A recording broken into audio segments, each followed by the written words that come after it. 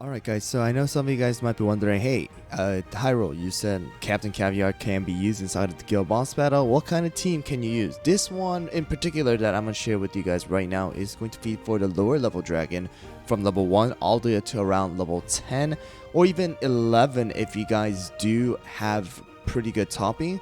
But right now, this one right now that I am currently using can be used up to around level 9. And I can't really solo it, does around like 90 million damage, but the person who has actually shared this has done it on level 10, dealing over 100 million damage. So I'll link that post down in the description below so you guys can check it out if you guys want to using the neighbor website. But here we go, let me show you guys the toppings that I have currently used to deal the damage that I dealt to a level 9 dragon. And of course it can be better, and the toppings are not exactly the same as the build that was shared, so I do have some stuff to work on, but let me just show you guys real quick. So the toppings real quick are going to be 5 of the juicy apple jelly for affogato, focusing on that crit, damage resist as well as cooldown. So you do want to have a pretty darn high cooldown for affogato in this case, so keep that in mind. You do want to have around like 7.7 to about 8% cooldown.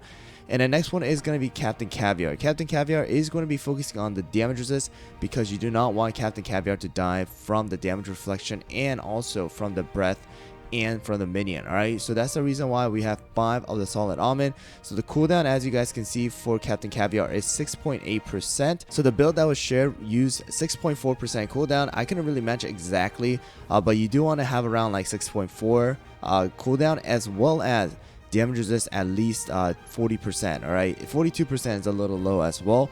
The person actually had 49%. all right, so at least 6.4% cooldown, and then a huge focus on the damage resist as well. Next one is going to be Eclair. Its cooldown is actually going to be really important, guys. So you cannot have more than 6.2% cooldown, and you do want to have at least 6%. all right, and here's the reason why. If you go above 6.2 and reach that 6.3, Eclair is actually going to have a 4-second start, which is going to be harder for you guys to time your content skill, as well as it will mess up your skill order. So that's the reason why you want to have at least 6.2. all right, and then rest of them is going to be focused on the damage resist. Next one is going to be Cotton. Cotton does have that 24% cooldown, so you do want to have at least that in order to have the the standard start 24.1%, I believe, or 24%. And then you do want to have a little bit of damage resist the higher level you go for the dragon, because Cotton is going to be a little weak and squishy from all the breath and stuff. So you do want to have a little bit of damage resist. This is what has been working for me at level 9 without Cotton dying. And the next one is going to be Vampire. Vampire is actually going to be really hard to build here, guys. So you can see that I do have 9% cooldown and a bit of damage resist, lacking on the crit and the attack because I have to focus solely on the cooldown. However, if you do get to around 9.8% cooldown, like the one that was shared with us on the neighbor website, then you can actually use Vampire skill one last time before the battle ends. However, with my build right now, I don't have enough time, enough cooldown to use the skill one more time, so I'm missing a ton of damage right there. But still, even without that, I'm doing around like 80 to 90 million damage. So that's the build right there, guys. Of course, the treasures are going to be exactly the same. So here we go, guys. Let me show you guys the clip that I've recorded on my phone, because it is a little bit hard to do on my laptop that I have right now in front of me. So here we go, let's watch it together real quick. So the first one is gonna be me doing it with Eclair actually dying in the middle of the battle. All right, so here we go. So you guys can see Cotton is gonna be used during that time when Eclair is going to be off of the cooldown. You use Eclair, Captain Caviar, affogato skill right away, and at that 6 o'clock mark for the slingshot, you're gonna use Vampire skill and then click on auto. All right, this is gonna allow you to use the slingshot in auto, as well as use Cotton skill to tank the bite that the dragon is going to do. And then the rest of them, you just want to quickly use the skill as soon as possible, and then click on the slingshot whenever possible as well. It should be timed pretty darn well with Vampire, so you want to just continue to click on the skill as soon as it comes up. All right, Eclair is gonna tend to die off early. All right, so in this first video, it did die off at around 29 seconds left in the battle.